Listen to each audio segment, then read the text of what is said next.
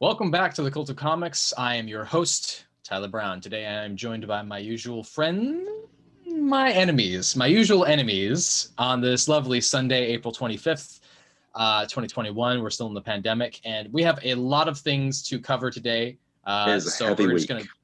It is a heavy week. Sean, Josh, it's been a heavy flow going.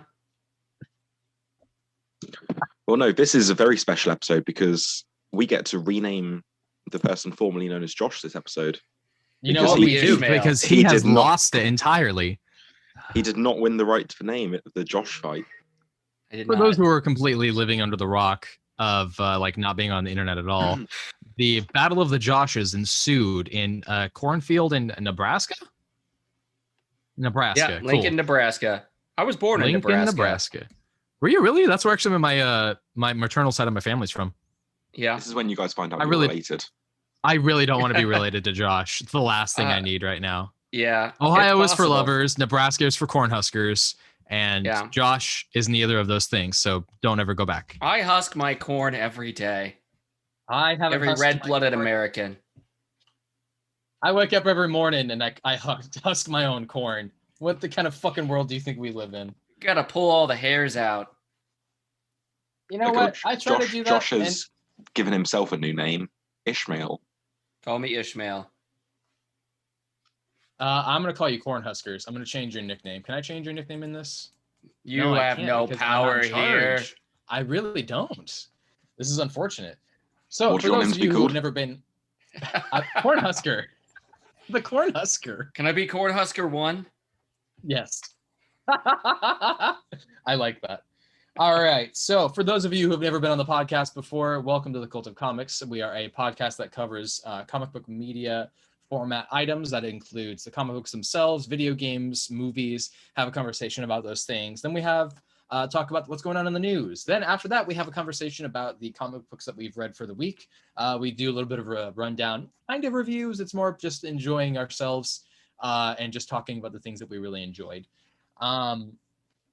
I would love to open up with a story about what's been going on this week, but there's so much news going on. I think it might be more important for us to just jump right into it. So let's just jump directly into the news about. I'm just going to start. Yeah, I'm just going to start this off with the first story will be spoiler filled for the final episode of Falcon Winter Soldier. Yeah, absolutely. So we're going to have to do a Falcon and the Winter Soldier episode too. We are going to absolutely. Yeah. So in the description of the episode, you can find timestamps. So just skip to the following story if you haven't seen. But the timestamp's going to be a spoiler too. Well, yeah, but we won't. Let's just go. Not necessarily. Yeah. Not necessarily because, well, okay. Look, come play at your own risk. If you fucking shit your pants because of some new discovery, it's your own fucking fault. We tried warning you. Here we go. Sorry. Coming right out of the Friday episode that was given to the world, the gift that was given to the world of Falcon and the Winter Soldier, the announcement of Captain America 4 has been revealed through Marvel Studios. Now, I did not read this article. You read this article. Why don't you tell me about it? So yeah, the script is being written by the showrunner of Falcon Winter Soldier. And that is all we know. That's all we know at this point. All we know is that there's been... Go ahead. Well, they were doing like was it for Captain America 4 or was it for Falcon and the Winter Soldier where they had primarily, or was it all Black Writers Room? I don't know. All black. I didn't know that this was even a thing. An all Black Writers Room? Well, the article that you linked, I thought said that. Really? That's interesting. Okay. News to me. News on the news show. Welcome. Yeah. That's a whole bag of Who knew I was not completely aware that you would find some news here. I mean, that would kind of make sense. Could be just me making shit up. Who knows? I mean, you have a tendency to do that, Cornhusker one. So we're not going to talk about the episode right now because we're going to do that at a later episode. But what I would like to do is just say I really enjoyed the episode. I am excited to see that they're going to be making a fourth movie about this. I think that there's a lot obviously of potential. Spoilers for the show. This is going to be a Sam Wilson Captain America movie. Which, by the way, if you couldn't put that fucking 2 and 2 together, I mean, I don't really have a whole lot of hope for you as a person. No, everyone's Captain America at this point. I kind of don't mind it. I just want it to be good. You know what I mean? Yeah. If it was me, I would probably. I have some criticisms about like the choice to just like do what they did, but I think that we're going to discuss that later on. So the announcement's been made. It's very exciting to hear because this kind of makes sense anyways. There's a lot of characters now that are a part of the Marvel Cinematic Universe that are dead, dying, gone. And this is kind of the difference between the Marvel Cinematic Universe and a lot of the comics is that it does get to have endings for characters and continuities. Yeah. This makes sense because in the real world, people age and die and go through dramatic changes. That's what the MCU gets to have. As opposed to... A lot of the big name actors don't want to be stuck in, 10-year contracts. Absolutely. And I don't really fucking blame them. Like, hell no. I'm surprised that Sebastian Stan is still in on this, man. I mean, he's been... Does he have a career outside of this? I don't know, but he's very hot, and I am down to see him in anything at this point. Daddy Stan. I Stan. I'm still hoping him to move across to Luke Skywalker. Mm-hmm. I would be okay with that, actually. That would be interesting. Or even maybe the Lord of the Rings show coming out on Prime. That would be interesting. Although he's not English. He's got the same face as Mark Hamill, chill enough for it. I could see that. Yeah. Yeah. Young Mark Hamill is really chill. Old Mark Hamill is not chill. He's an intense person. Michael Keaton has been confirmed officially for his appearance as Batman in the upcoming Flash film. It's happening. It's finally happening. They've been putting the Flash on the back burner I was corrected online for this. I thought it was like 6 years. It's been 8 years since the announcement, and they have done shit for it. And I'm never fucking getting my Green Lantern Corps movie. It's never happening at this point. I don't even care. It's been so goddamn long. I actually remember thinking to myself, I'm going to be 30, right? I'm going to be 30 when this comes out. And now it's going to be even later. I'm irritated. They announced this shit back when Man of Steel was so fresh. Yeah. Anyways, I don't know what needed to be confirmed. Yeah. I know. Yeah, that's what I'm saying. It's been for fucking ever. It's been 2013. 5 ever. Damn. Dude, yes, it's been that long. It's insane. So, where the official confirmation needed to come in, I'm not really sure, but the Michael Keaton announcement and the official announcement is interesting because he has been announced. It's been pretty obvious. There's been a lot of different random confirmations. This is the official one. Sorry to interrupt you. Go ahead. I was going to say, when the Flash movie was announced, I wasn't even legally allowed to drink. And now you won't look stop at drinking. Me. Exactly. How times change. I was still dating one of my crazy exes at that time, and I remember leaving the movie theater. One of many, unfortunately. I remember leaving the movie theater at that time and being like, "Man, what a film!" And then the next day, I was like, "Wait a minute, that movie fucking sucked." Now I hate it. That's my feelings on the issue. How do you guys feel about Michael Keaton making a comeback as 1989 Batman with Tim Burton? I'm very excited. That movie was a lot of fun, and I'm excited to see Keaton again. Older man. Batman. I'm hoping it leads into a Batman Beyond movie. Yeah. I mean, me too. I would like to see him as an older Batman in Batman Beyond, but I still have that criticism where I just still don't see him as Bruce Wayne at all. I think that was a... I'm willing to wait about another 40 years until Will Friedle is old enough to play Old Man Batman. Old Man Will Bruce. Friedle. Yeah. Why do I know that? Because I was a big fan of him growing up. He played a lot of my favorite characters. Yeah. The fucking show he was in, I think he did Kim Possible. I loved Unstoppable, man. That was great. Ultimate simp energy.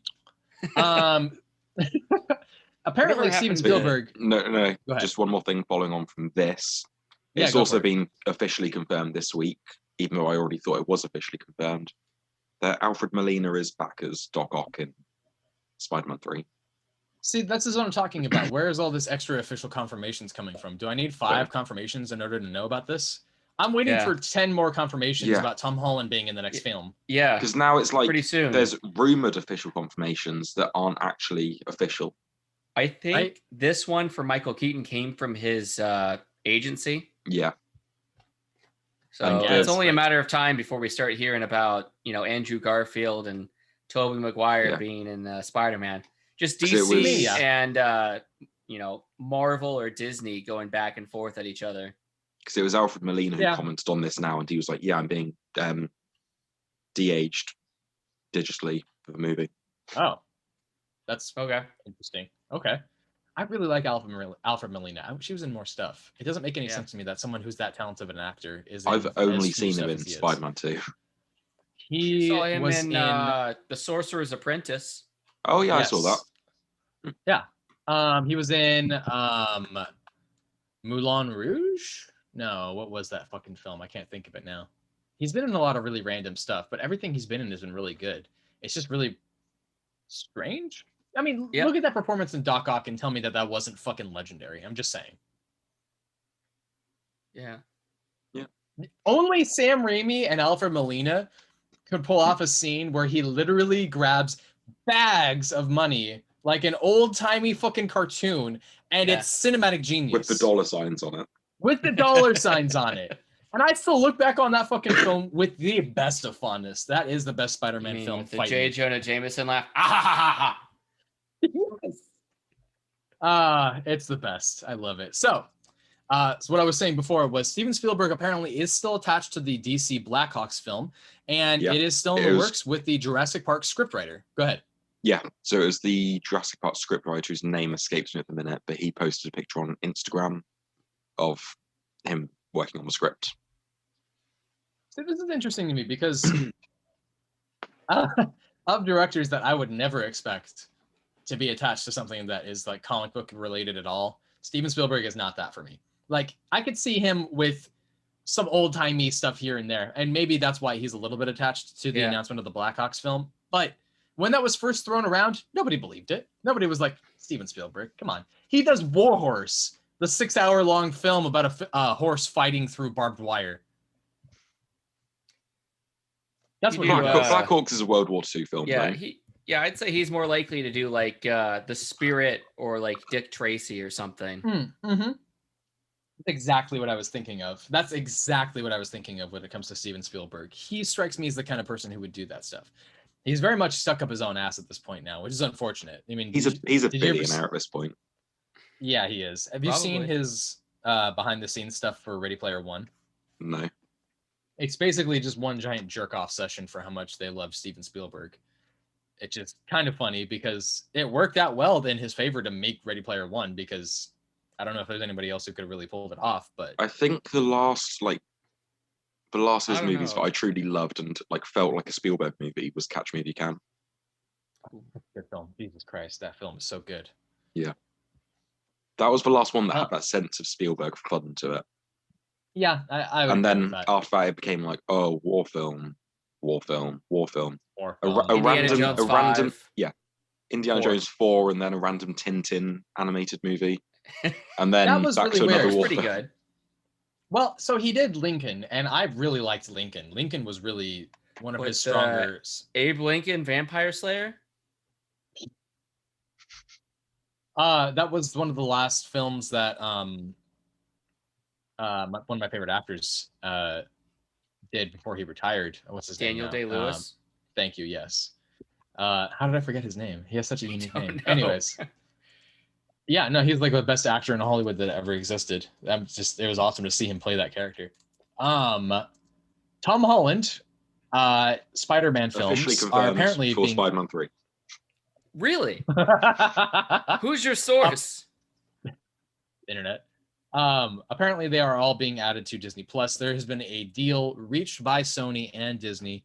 Right now there is a period where Tom Holland Spider-Man films are going to be on Netflix for a little bit. Then they're going to go on to Disney Plus. That's really confusing because I thought the Netflix deal didn't start until 2022. No, I think it extends until 2022. But it hasn't been on Netflix yet. No, not yet. It's only going to be on for like a year, something like that. It's something to do with how Sony owning the rights prior. There's like this whole conversation about that. Honestly, at this point, No longer will you have to sail the 7 seas to watch Spider-Man. What are you even trying to say? Well, I mean, there's been no place that just, if you have a membership to this streaming service, you can watch Spider-Man. You have to rent Spider-Man up until this point. Yeah, I own the Blu-ray. Ooh. Oh, look at you. I had all of the films, but I got rid of my DVD and Blu-ray collection because what the fuck is the point at this point? Although now with stuff like this, it's like, oh, well, maybe I should have fucking kept that stuff. Godzilla versus King Kong, apparently, according to sources who have been keeping track of the amount of views, Godzilla versus King Kong got more views in one day than the Snyder Cut apparently got overall. And so that's confusing. Godzilla vs. Kong was HBO Max's most viewed, most streamed product. Yeah. So of the quarter, and it came out on the last day of the quarter. So, okay, here's my question for you then. Does that take into consideration people who actually finished the film? Is that like what we're looking at here? Is it, or is that also including the people who started watching Snyder Cut, then turned it off? I'm pretty sure I finished Snyder Cut, but every once in a while I question whether I did. Like maybe there was still more to watch. It's a 4-hour-long film. I mean, if they had just made that into a fucking show, episode 1, episode 2, episode 3, that's what it was supposed to be. Episode 4. Like, yeah. There was no point to the decision that they made. Zack Snyder is just like 10 hours. You can't just have the epilogue be one episode. Apparently not. Fuck. This is an interesting. So I remember you sourcing us to this story, and I remember being kind of confused about it. But I not terribly like. I believe it to an extent. I just have a hard time believing that just because of the hype from Snyder Cut and everything. The amount of hype, the amount of tweets, and and the fact that also Godzilla vs. Kong was released in theaters as well, so it wasn't exclusively streaming. That's what I was gonna say. It's been making bank too at theaters. It has been. I mean, it's a fun film. Okay, so I just pulled up Screen Rant's article about it, and it is explaining that I'm skipping to the TLDR. Yeah, apparently Godzilla vs. Kong set a viewership record on HBO Max. It had the highest 4-day debut viewership of any film on HBO Max, and it had higher viewership than the first 4 days of Zack Snyder's Justice League. That is confirmed. It also dominated the box office. It has a great turnout, especially during the. I know the Snyder freaks right now are running around screaming fake news. Of course they are. They're just in the corner screaming. This is interesting. They pulled $285 million worldwide, and considering the pandemic, that's really impressive. Movie theaters aren't even open in the UK yet. There's one branch of film of cinema that is open right now, and I think that all of ours are. Mine are not. My AMC are the only ones that I've seen. That's it. The Regal Cinemas has shut down entirely. Every time I go onto the app, I have so many fucking points that I have not used that are gone now. Did you get all those points through? You get all those points through Movie Pass? No, I mean, I ended up signing up for something kind of like it, but I was grandfathered into the system because I've been going to Regal Cinemas since I was a kid. And once I found out there was an app, I was like, yeah, are you kidding me? I go to the movies all the fucking time. Give it to me. Give it to me, motherfucker. Anyways. Yeah, we got Cinemarks around here, and I think they're mostly open. It's just interesting to see that this is... China. Huh. It's all China. Yeah, China. Must be. Well, they also are outside of lockdown now, so that's interesting.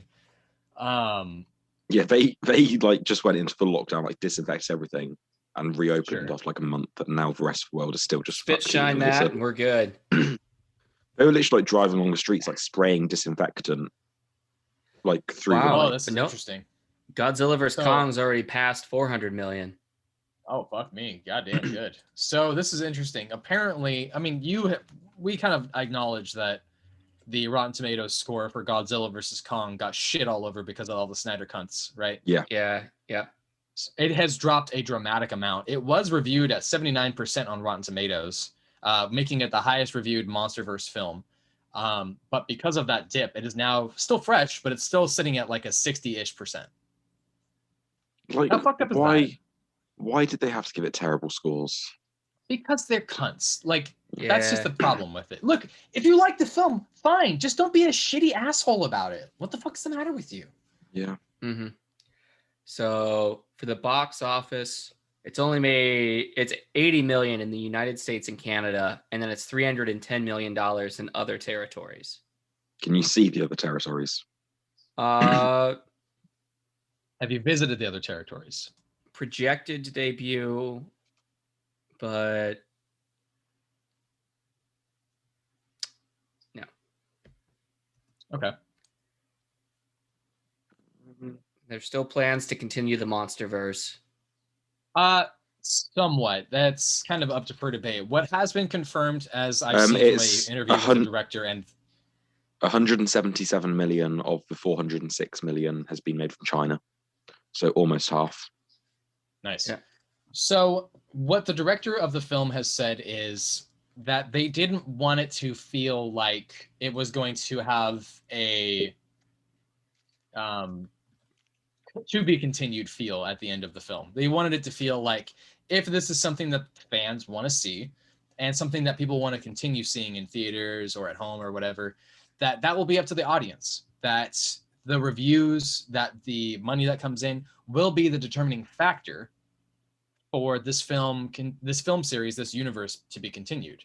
And because of the success of it, I would imagine that they're going to continue making it. But the director did say specifically, I didn't want to make it feel like it had been left on a cliffhanger. That feels cheesy. This was a really big film, and we wanted it to just feel like, if this was going to be the last one, there can be at least be some level of closure. Because Lord knows we don't need a scenario like the Green Lantern film back in 2011, where it's just Sinestro putting on the yellow ring for the first time, and then that's it, and then you never get anything else. Yeah. He was perfect as Sinestro. He really fucking was, man. He's a good actor. He's a great actor. Mark Strong, that's his name. This I don't know what this is. What's going on with Assassin's Creed? Okay. So Ubisoft has announced that they're just going to be releasing a ton of media tie-in related stuff for all sorts of Assassin's Creed stuff. So they got literature, okay. So that's comics, novels, young adult novels, all that jazz. Then there's a bunch of illustrated posters, more short stories, digital stuff. There's a podcast.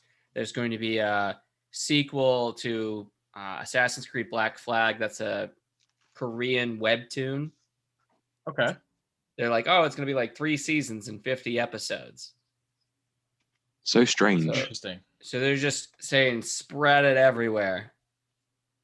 Okay. All different properties within Assassin's Creed. So not just Valhalla or Black Flag, but they tie it into the different Assassin's Creed chronicles all over the time stream. Okay. Interesting. I think it looks like there's a bit of a focus on Japan or China. Sure. That makes sense. That's Japan and China are huge money, just raking that money. But excuse me. It would strike me that Japan would be a great audience for Assassin's Creed. That's just me personally, though. It's just interesting that now they're like, after so many years, they're like suddenly now making a big push for it. Yeah, it doesn't make a whole lot of sense. The game was in its peak, like back in like 2012 sort of time. Maybe they're trying to revitalize it. Like, let's see if we can squeeze this puppy out, get just a little bit more. I haven't finished playing Black Flag, and I have Unity and Black Flag for free on my Black game Flag console. is so good. I just got Valhalla today. They're like the story and like the end of the story is so good. Wait, you got Valhalla? I got Valhalla today. I went to buy some new battery packs because, my 7-year-old Xbox battery packs are finally just not charging. But then they had not Black Flag. They had Valhalla there for $40, and I was like, okay, yeah, I'll take it. Wait. Did you get a new console? Or No. Did you get it? No. Do you still have an Xbox One and you're playing the new next gen game on an Xbox One? Yeah, they what I've read is that it's been fixed since December. It's been a few months, and after the patches, that it works better. Listen, if there's one thing I've learned from the Cyberpunk issue that happened, it's not to trust a company that talks about how they fix their game.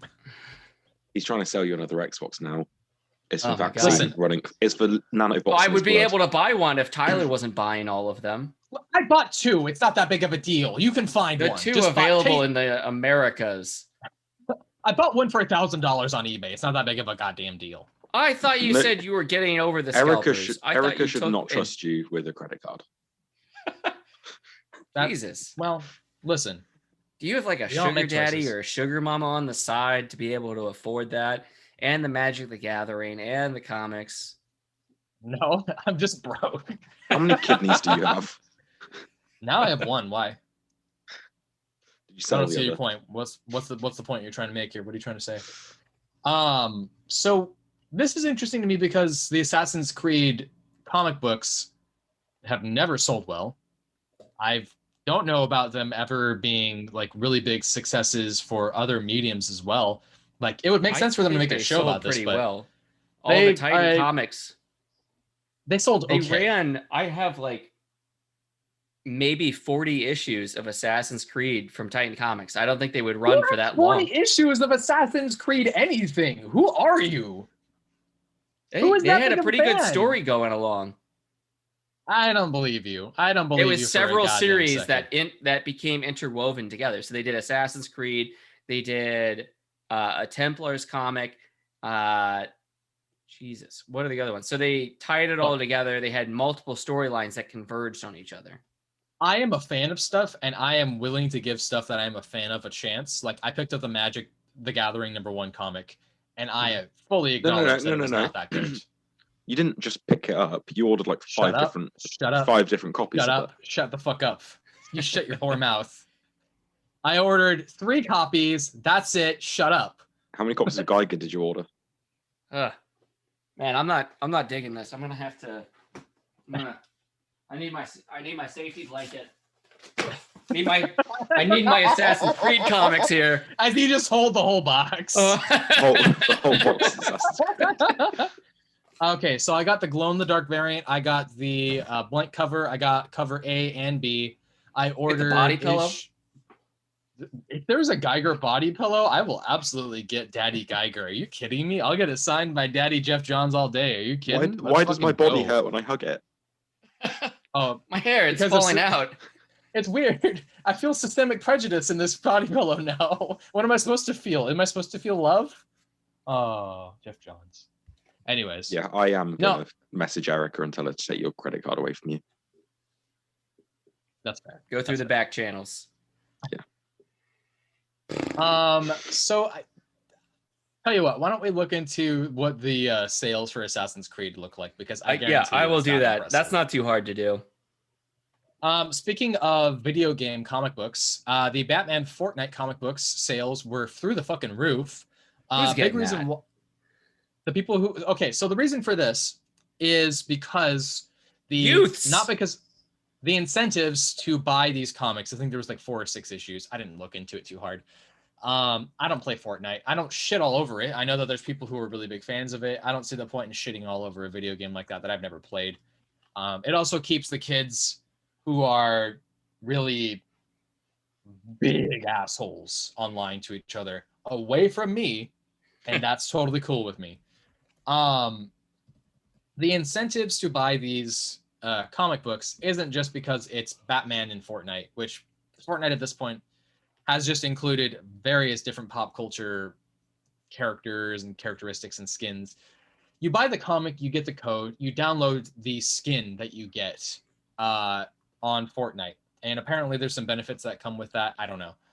But when you get all of the covers, you get all of the skins unlocked, plus an extra skin and some other feature, I think. And because of that, it has made the sales go through the roof. When DC was making their pitch for these, apparently nobody cared. And now that's not me saying that. I'm reporting this based off of what I had seen Ryan Higgins from the Comics Conspiracy say on his Twitter. But apparently when that had happened, the sales jumped through the roof when Fortnite had started advertising. You go to DC Comics and you see the advertisements, you're like, okay, cool. It's got cool cover art because of Mikhail Yanin. That's awesome. But that's it. That's pretty much it. There's an incentive to send the comics back to the publishing house, though, apparently. This is interesting. Go ahead. I was going to say, Ryan Higgins, he nearly ordered a lot of these. What did he say he almost ordered? Well, he said he nearly went big, but in the end chickened out and took a 0 off of his order. Jesus. Yeah. So like what? He almost ordered like 1,000, but instead he ordered like 100? Yeah, or more. We don't know. Okay. But yeah, he said he just removed a 0 from his order because he was worried it wouldn't sell. Have you guys ever worked on a point of sale system for ordering comic books? No. Not that, no. It is not that difficult to go through. It's a really, like, you look at the incentives, you take your mouse, you click on the thing, and you go, well, if I get 25 copies, I'll get this incentive cover. If I get this comic, and then that's all it is. It shows you what comics you can order that are for final order cutoff, the incentives that'll come with it. If you order so many comic books in a single shipment, some companies and distributors, in this case Diamond, will give you some incentives just for going through Diamond. Some of these things are changing now, obviously, because now the big two are leaving Diamond, but the ordering system has always been interesting with Diamond. I remember trying to order a Starfire #1 when at the shop I was working at, and I had a boss who was like, how many orders of this do you think I should order? And I'm like, well, how many copies of Secret Wars did you order? And then she was like, I mean, I ordered like 200. And I'm like, so why are you feeling like less incentive to order the Starfire #1? She's like, well, it's DC. I don't think they really sell well here. And I'm like, it's Starfire. It's a pretty popular character. You should order quite a few. She ordered 100 and they all sold out. So I was right on that at least. But that toss up of like, how am I going to like measure what's going to sell well here? How many copies should I get? What's the profits that I can make on this? It's kind of hard to do. I remember when the Wolverines comic, plural, was coming out right after the death of Wolverine. And we ordered a shit ton and we barely sold any. Just nobody was interested. It was just another comic book that ended up sitting on the shelf and was put on sale for like $1, then 50 cents. And then nobody bought them. And there was a lot of money that was dumped into that because you buy them about half the cover cost, maybe a little bit less if you get a discount. So the fact that this sold the way that it did, this comic book, and the fact that it's a video game comic, and there was a dramatic return on investment, the people who actually put in the money for this must be paying more attention than anybody else right now. Fortnite's a really big game. I get that. I just think it's interesting that it sold the way that it did. Do we have any idea how many units there were? It hasn't been announced yet, and it won't for another little while. Jesus Christ, this is interesting. I just looked into this. The Batman Fortnite #1 is selling for $40 on eBay right now. And that was 5 days ago. Ryan Higgins almost ordered 10 times what he ended up ordering. So yeah, he's kicking himself. Oh my God. That was 5 days ago. And now the eBay sales are going up to almost $200. There's getting third printings. Holy shit. That is stupid. Wait, it's $1,000 you said? No, it's the kids that are wrong. Oh no, sorry, $200 you said. $200, yeah. No, it's the kids that are wrong. So if he ordered an extra 1,000 of them, he would be making bank right now. Like I would have bought. Go ahead. I was gonna say one comic creator profiting off another comic creator. I mean, there's an incentive here in the first place. It's Batman, it's Fortnite. You know that's going to sell well, but it's a video game comic. Name one video game comic that has been that successful. Assassin's Creed. Don't say Assassin's Creed. Fuck you. All right. Well, so in the theme of I looked it up. Okay, go ahead. So it started off Assassin's Creed 1, did 20,000. but it dropped off and went steady at around 5,000. It's very low. Interesting. Yeah. So that was the number one order officials. Number one was about 22,000, but you get a couple issues in, now several issues in, and it's just hovering around 5,000. Same happened for Templars. Okay, interesting. That's really weak. That's unfortunate. This is what I mean, though. Like, there's no like video game comics that you really see. Like, even the Cyberpunk one, I enjoyed that for what it is. It's not something that I expected to sell really well. It ended on a weird note. I don't know. There's been an announcement after the delay in the Predator comic for Aliens Aftermath by Benjamin Percy and Dave Wacther. Is it Watcher or Wacther? Wacther? I don't know. I'm going to say it as German as possible. Wacther. What is Aliens Aftermath? Well, it's what it sounds like. Aliens Aftermath. Wow, thank you. But the Aliens. Sequel to the Alien movie, isn't it? Aliens. Yeah. Sequel to Aliens? Yep. So it's set in Hadley's Hope from the James Cameron Aliens movie. And it's the aftermath of it. It's pretty self-explanatory. I don't know what you're confused about. So, well, because I'm not going to lie, I actually thought this was more tied to the comic book more than it was to it might tie in eventually, Aliens. But it's 20 years. Well, there's been after Cult of Comics, the only show where my friends will make me feel as stupid as I think I am. Because that's where we'll get into the Alien comic today, but isn't that the original mission that this guy was a part of? No, that was ship 20 years earlier. Was that not to the place from the first movie? Isn't that what we're talking about? Aliens. Yeah, I know that, but he's doing this, mission 20 years earlier. Let me call which it is around the same time. Let me look at the synopsis at the beginning of the book. You go ahead and do that, baby. I appreciate it. In 2179, a colony known as Hadley's Hope was overrun by xenomorphs. An attempt to rescue the colony was also met with tragedy. The year is now 2200. Okay. But the attempt to rescue the colony was the plot of Aliens. Yeah. And this guy, I think, goes in there too, because we're seeing flashbacks of 20 years earlier. I need to go back and rewatch Aliens, because that is such a good fucking film. Rescue crew for the rescue crew. His mission was on Epsilon Station. Because that's where he's hiding. The original 20 years earlier was to Epsilon Station. That ship that they're flying towards in his 20 years before memory is not the Epsilon Station. I don't know. I confused myself. I thought the opening scene was... Wait. Yeah, never mind. I misread something. All right, no worries. Tune into our comics episode where we do the same stuff. Yeah, the cover shows a white alien, a white xenomorph. Wasn't there a white one in Alien 4?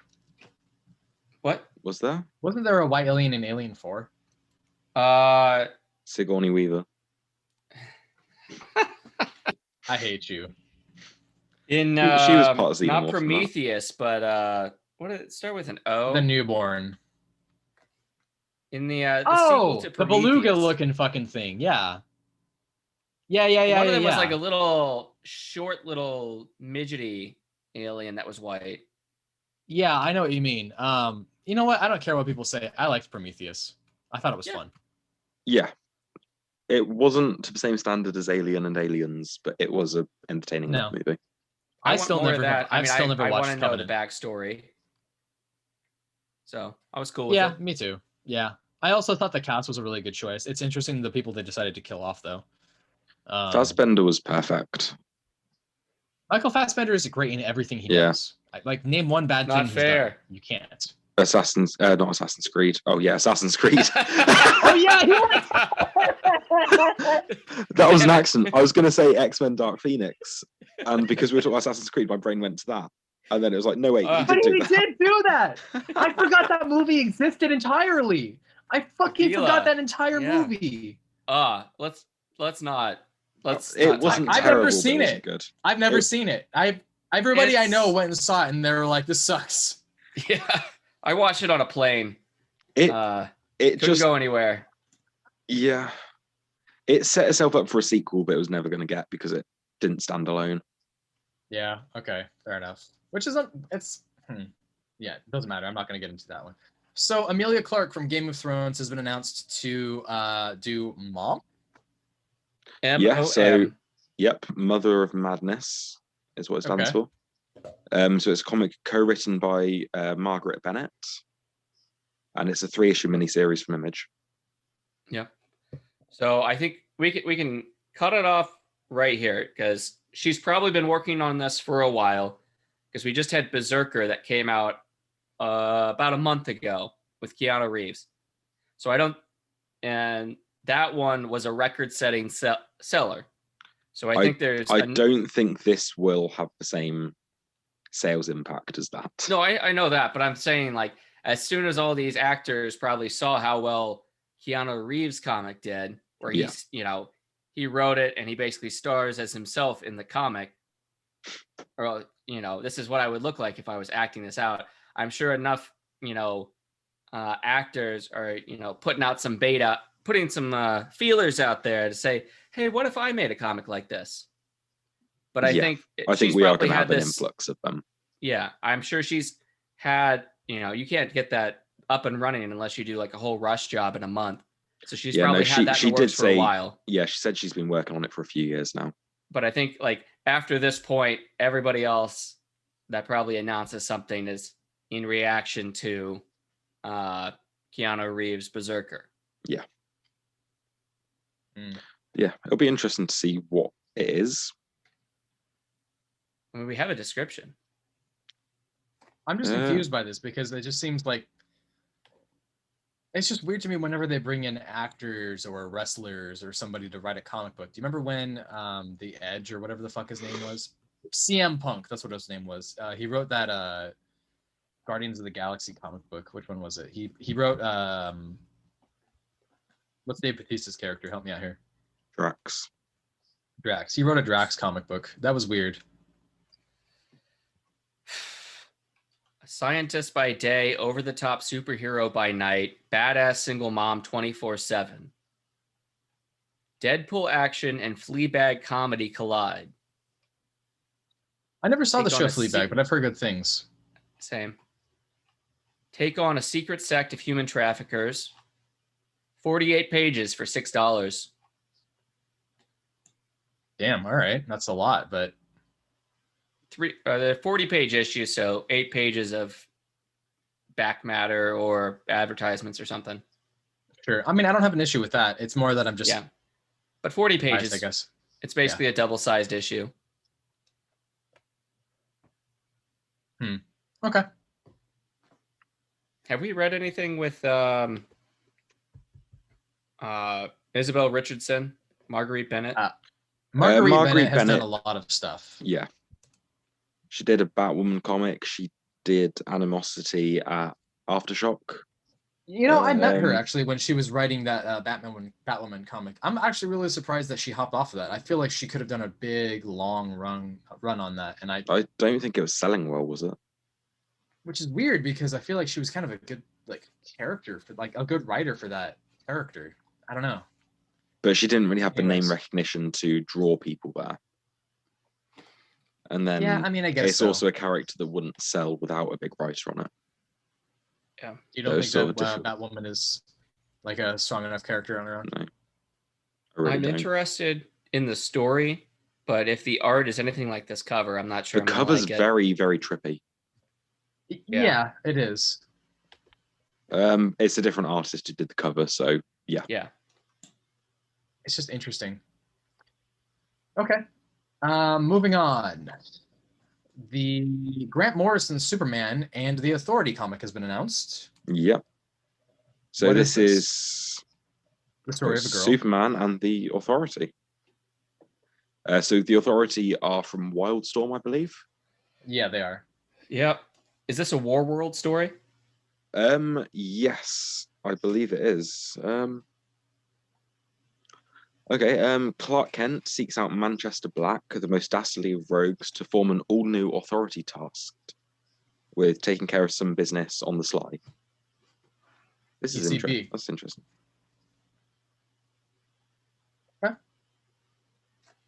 So that's interesting. Yeah, so because, I have heard this. Let's see here. I saw someone say it was a War World story somewhere, but it doesn't mention that in the solicitor. Yeah. Let's see here. Grant Morrison has done Action Comics, All-Star Superman, and both of those were really good. Obviously, All-Star Superman is one of the... It's phenomenal. It's one of the best written comics, arguably. What else has Grant Morrison done that might be Superman related? I know that they have. Justice League. Yeah, I guess that counts. Okay. Mullet Soups. Yeah. Final Crisis. Yeah, the 90s. Okay, yeah. You know what? I'm for this. Let's see where this takes us. Let's see what happens. And the cover, like Mikkel Hannon on art, and the cover looks great. The costume looks great. It's Mikkel like Hannon is doing the full interiors as well? Yes. Okay. And I think it's only a 2-issue series as well. Oh, 1 of 4, sorry. Oh, I was going to say that's... Okay. All right, cool. Yeah, I'm for this. I mean, I don't have anything else to say about it. Manchester Black back, which is interesting. Really? Yeah. Did you not listen when I read out of the solicit? Yeah, maybe it's because Mikkel Janin did, or is it Hanin? Hanin. Did, Mikkel Hanin. Yeah, he did Superman Worlds of War. Yeah. Future State, Superman, Worlds of War. Worlds of War, yeah. Speaking of Superman, a great bit of news has been announced. A great bit of news. I'm gonna actually let Sean take this away because you're actually more excited about this. So it's been announced that there's a new Superman series starting. Superman, the Son of Kal-El, written by Tom Taylor and art by John Timms. God damn, I'm gonna have to... You guys are getting me to get all these DC comics again. You're welcome. It's mostly Superman right now, man. It's a surprising amount of good stuff. And Wonder Woman. I'm getting two Wonder Woman-ish comics. I've never gotten Wonder Woman before. So there's Wonder Woman, the main series, and then there's the Sensational right now. Sensational Wonder Woman is the other one. Oh, Wonder Woman and Wonder Girl. My bad. Oh yeah. Okay. Cool. So interesting. The Superman series is ending. So Philip Kennedy Johnson's going to be on it for a few more issues, and then it'll end and be rebooted. The end of Superman. Yeah, but now we're getting Superman, the Son of Kal-El. Whoa. What? What do you mean, what? Are you joking? Philip Kennedy Johnson's hopping off? He's still writing Action Comics. Wait, so he actually is going to stop doing the Superman stuff? The Superman book's ending. Johnson confirmed a few months ago that he was only writing Superman for the first little bit, and then he was hopping off. But he's going to continue writing Action Comics, and he's got a Superman event planned at the end of the year. This is a lot of news to take in all at once. I don't remember hearing this at all. It's been... You probably mentioned. Okay. Probably. You don't listen to me. I don't listen to you, though, so... But yeah, like, for Superman stuff, like, I'm so happy it's in a good place. Like, it's expanding naturally, and it feels good. I agree. I think that this is building on a world that actually didn't have a whole lot of growth, surprisingly. And I think since 2018, 2019, things have really been popping off. And I'm actually really excited for this continuation of the series here. And like they released a little preview page of the first issue, and it's got the Super Sons in it. John and Damian just sat on a rooftop eating some takeout. And have you seen the covers for this? I've seen the cover of issue 1, which is a homage to the original Superman #1. Yeah. Well, there's a Lee Inhyuk cover where it's the Super Sons and John is just carrying Damian in the air. If you look at the Games Radar solicitations, you can see those covers. Okay. So we got a cover by John Timms, and then there's several variants. There's the Inhyuk Lee, Stephen Byrne, Jen Bartel, and then another one by John Timms, which that cover is not on the list. It's on the list. I like the Stephen Byrne cover, but the main cover is just beautiful. Yeah. You know, I thought I was gonna not like John Timms doing this, but I kind of like John Timms doing a Superboy. He's improved a lot over the last few years. Scott Godlewski, I'm still not a fan of, but John Timms' artwork seems stronger every time I see him do something new. Yeah. Yeah, I mean, I can see that. Why don't you like Scott Godlewski? I like Scott Godlewski a lot. I'm just not a fan. Like, My first time being it's not exposed bad, was, but it's, yeah, you exposed yourself. I did. My first time being exposed to Scott Godlewski was in Copperhead back on Image. I loved Copperhead, and then it went nowhere, and it was really weird. They like took a big long hiatus, and then did that ever end? I don't know. I fucking gave up on it because as excited as I was about that book, they did nothing with it, per the usual for a lot of really fucking good Image stuff, and that's really unfortunate. Now I know what it's like to be a comic book fan back in the 1950s, where they just had great stuff and then just stops. Bullshit. I don't know. I didn't think I was going to be collecting Superman still, but here I am. I'm so happy. I'm really looking forward to this. Blue and Gold from Dan Jurgens and Ryan Sook has been announced. A book with Booster Gold and the Blue Beetle. It's going to be very interesting to see. I know for a fact that we got a couple people on this podcast who are big fans of this upcoming book. Josh likes Jurgens. Is this another DC book he might pull? Yeah. God damn it. How long have they been wanting this team up for like a book in itself? This should have been happening. I don't know how it hasn't already happened. Right? Like that is the perfect bro duo. But yeah, Sook, I feel like it's a really good choice for this. Oh yeah. He's a great choice. He feels like a successor to Kevin Maguire, like stylistically. Ooh, you know what? That's a good call out, actually. I gotta say this. I don't think Ryan Sook's gonna be on this very long. He always hops off after like 2 issues. It's 8 issues. Oh, that's it? Yeah, 1 of 8. So he might do the whole thing. He could go all the way. I don't know, man. I love Ryan Sook, but he's one of those artists, kind of like Jim Chung. Fantastic, and then Jim Chung's a lot worse.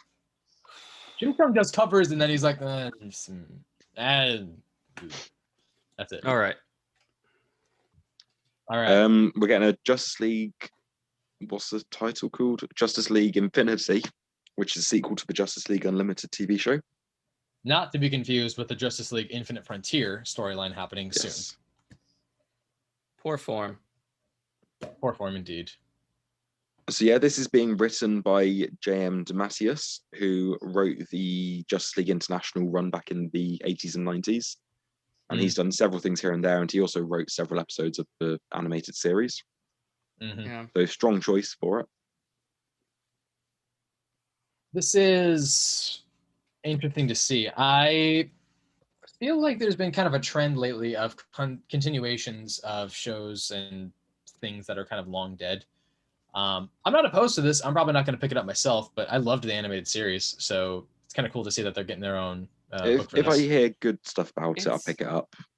Sure. It's kind of weird because I feel like they've probably done like comic series based off the show with the same kind of art style.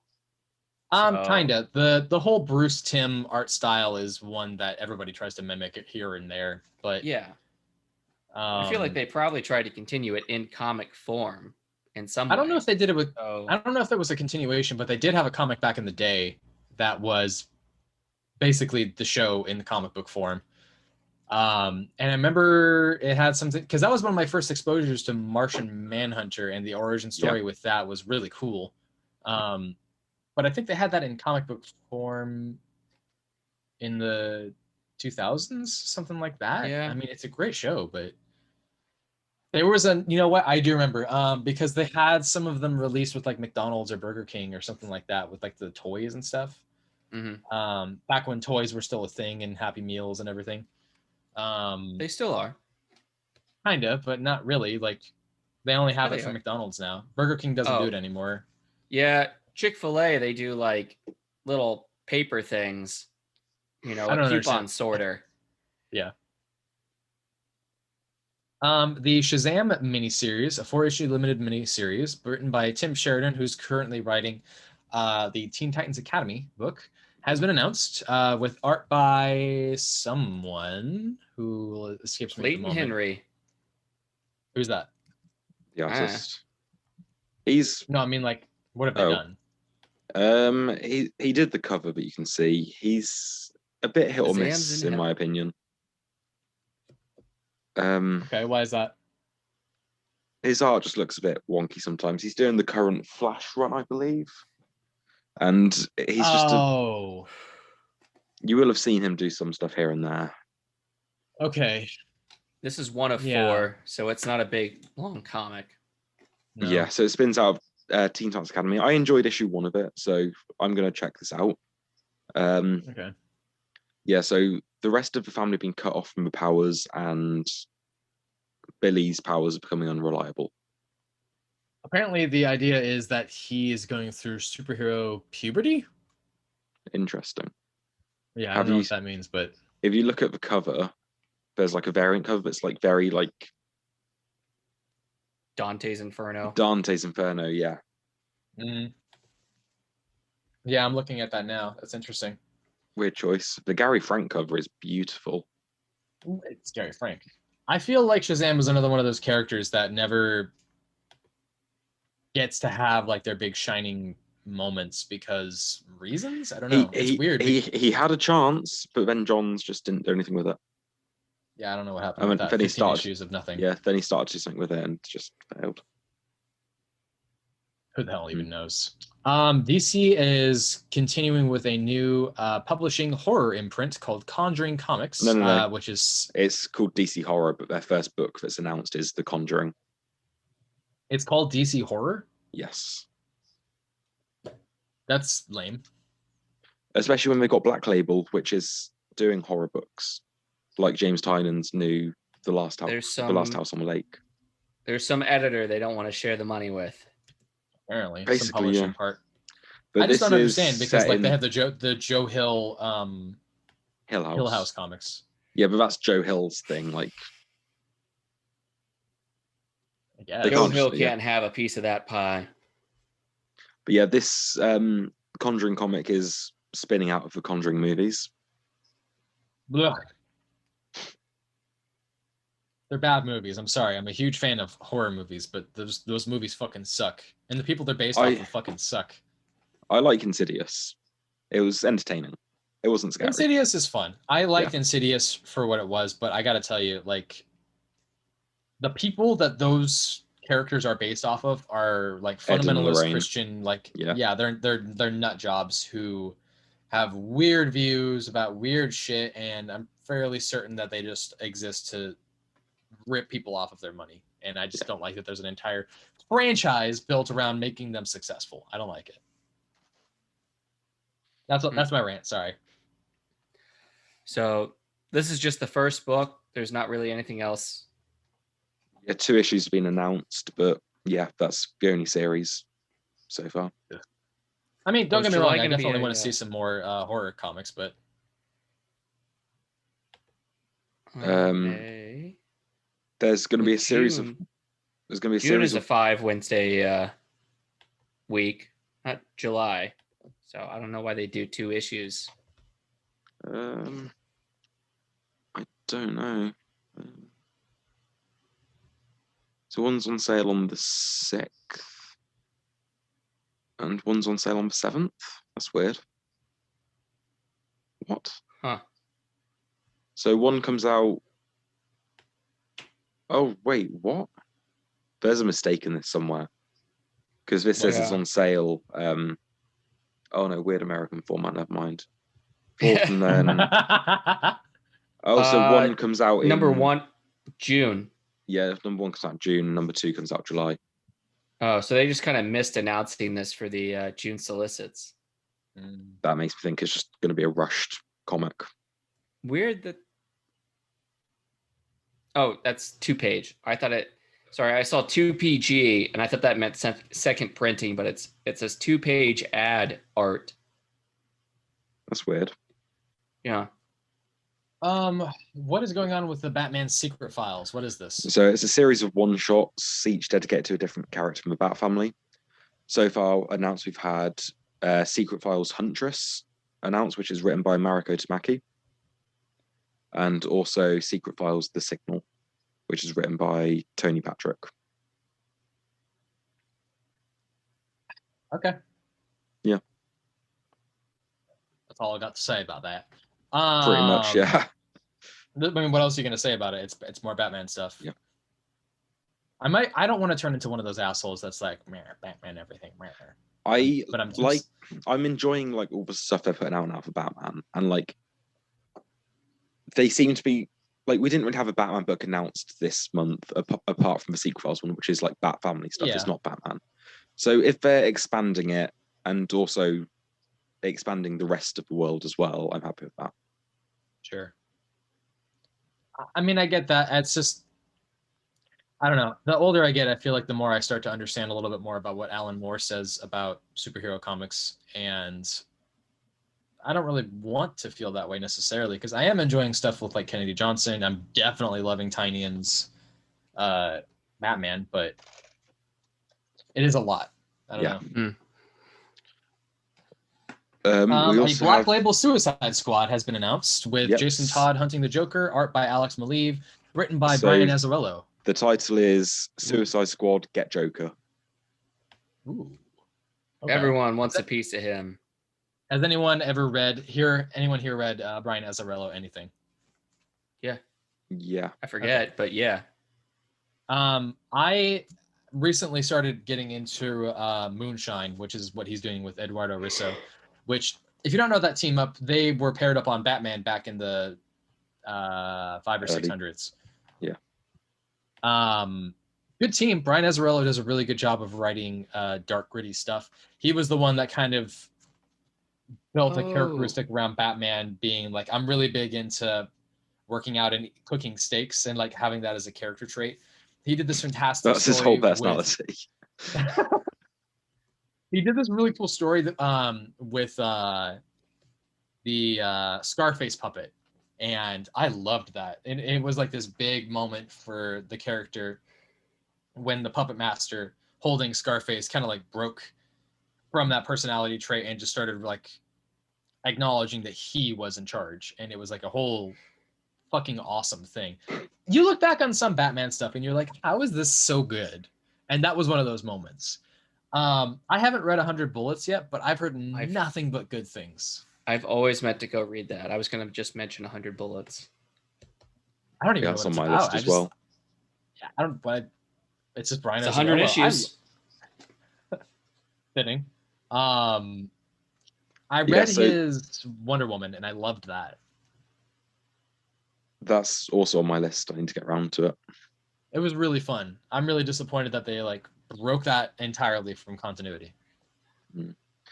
It was probably for the best for the bigger picture because of what it did and what it changed. It didn't change so much to the point that you needed to wipe out the entire... that was a good origin. That was a good... Yeah. Let's see. So that went right into the Greg Rucka Wonder Woman Year One, didn't it? No, it went into David Finch's and Meredith Finch's very weak run, which had some good moments, but for the most part, it was during that whole New 52 shakeup where they wanted to give every character a new costume. Yeah, that whole fucking thing that happened. Superman was wearing a t-shirt and jeans and was riding a motorcycle. Yeah. Wonder Woman was wearing gigantic fucking armor.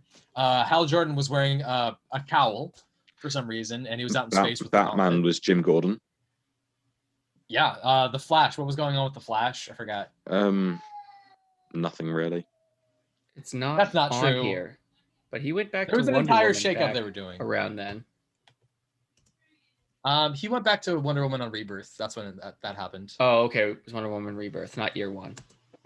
Yeah. No. He did that back in the 2000s. Year one was in Rebirth.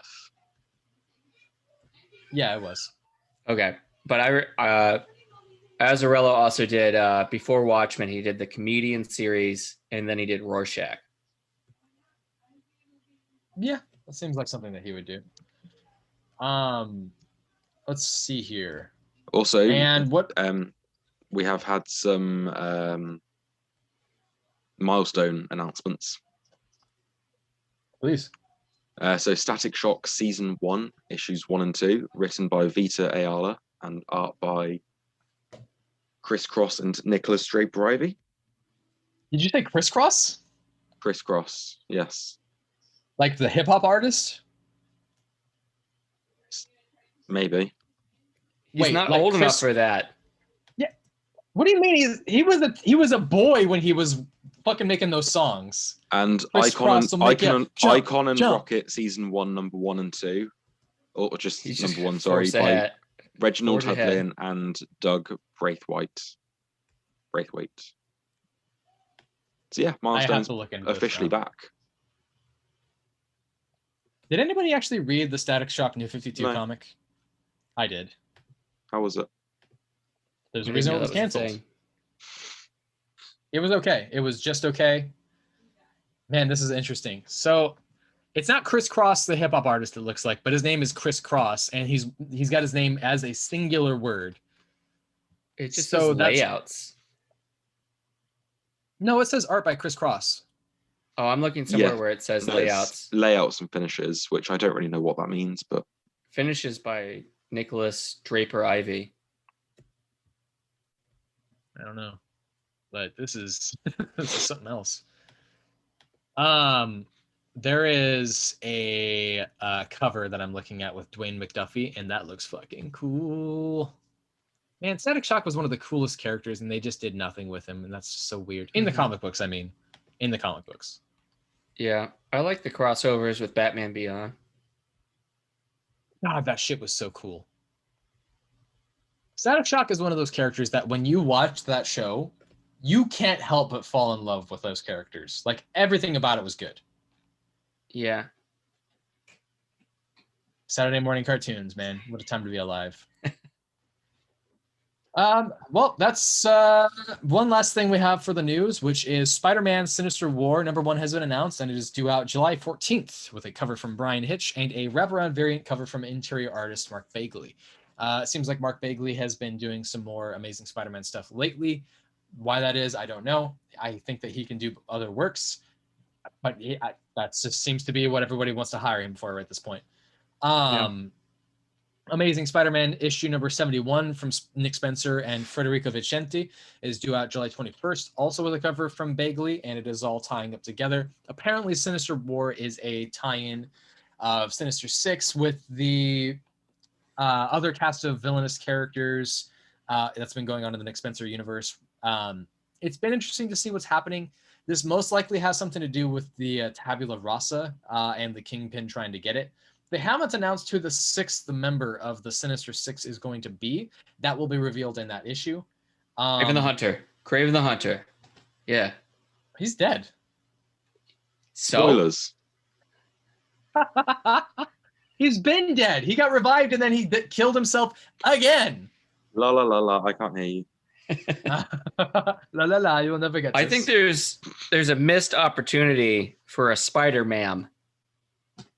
Spider-Man. Yeah. I hate you. Write that down. Write that down.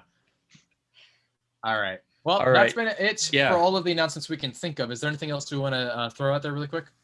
Tune in for our solicitations podcast where we'll go over all of this again. Coming up next, we're going to be doing our comic book episode, which is going to be the Comic Book Roundup Comic Book Club, talking about the comic books that we read this week, as well as some of the stuff we're looking forward to reading next week. We are also going to be doing our Captain America or Falcon and the Winter Soldier final episode review conversation, and have a conversation about all of the things that happened with it, things that were good, things that were bad. Check that out. We did the same thing for WandaVision. Go ahead and check that out when you get the chance as well. Is there anything else that we should throw out there, guys? Give us $1. Give us $1. Yeah, if we can do the announcements, absolutely. If you want to give us some support, if you're enjoying the show, you can go to patreon.com/cultofcomics. You can check out the tiers. We have a couple new tiers for supporting us monthly, 5, 10, 20. And we actually do give rewards for if you give us some money, give us some incentives other than just giving you this amazing show and podcast. You can check out some of the tiers. I don't want to go into the tiers on the show right now, but I will tell you that some of the incentives that we have right now is the newly formatted Black Lantern coffee mug, which I do need you to send me the file for, by the way. Right. I will upload that. I really enjoyed. This is something that blew up a little bit on, well, it didn't blow up, but it had some success on Reddit and people enjoyed it. We're also going to start printing out shirts, stickers, you name it. We got it for the reward system on patreon.com. You can also go to anchor.fm to check out our RSS feed, and you can give us our support by monthly contributions. You can check us out on YouTube, Spotify, Breaker, Google Podcasts, Apple Podcasts, all the podcast locations. The best ways that you can support us is give us a like, give us a share, give us $1. Thank you very much for supporting us. Thank you for checking us out. And if you're checking us out on YouTube, like, share, subscribe, follow, do all the things. Comment. Tell us we suck. We'll have an interaction. It'll be fun. Yeah. Anything else that you want to say, guys? Bye. No. Well, let me at least get out your social media handles. No. Sean, where can they find you? You can find me on Twitter at Shamor747. You can find me on TikTok at Tyler Brown is here. And you can find Cornhusker1, the Father, the Son, and the Holy Ghost, typically trying to cross the border into Canada illegally on a freshly found fishing boats by a sexy man named Escobar, who unfortunately has a very strong cocaine addiction. He will trade you for sexual favors to try to cross the border. And all you have to do is just pretend that you just drink maple syrup every single day. I've got my finest tuxedo, Canadian tuxedo. Just denim on denim on denim. Yeah. Thank you for checking us out, guys. All hail. Have an awesome rest of your day and stay safe out there.